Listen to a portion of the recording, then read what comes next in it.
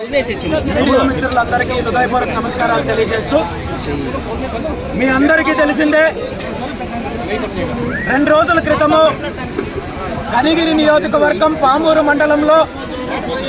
ఒక బీసీ బిడ్డ రోడ్డు మీద వెళ్తూ ఆటో నడుపుకుంటూ వెళ్తూ ఒక చిన్న తప్పు జరిగిందని అతన్ని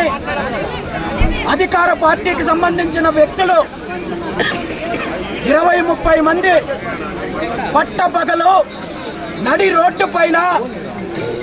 బట్టలు తీసేసి స్తంభానికి కట్టి 2-3 గంటల పాటు విచక్షణ రహితంగా దాడి చేస్తే ఈ సంఘటనకు సంబంధించి ఇప్పటి వరకు బాధ్యులపైన సరైన చర్యలు తీసుకోకుండా ఏదో తూతు మంత్రంగా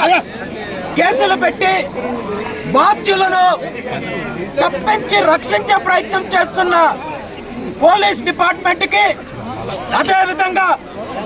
బీసీలకు రక్షణ చట్టం కల్పిస్తాం మేము అధికారంలోకి వస్తాయని చెప్పి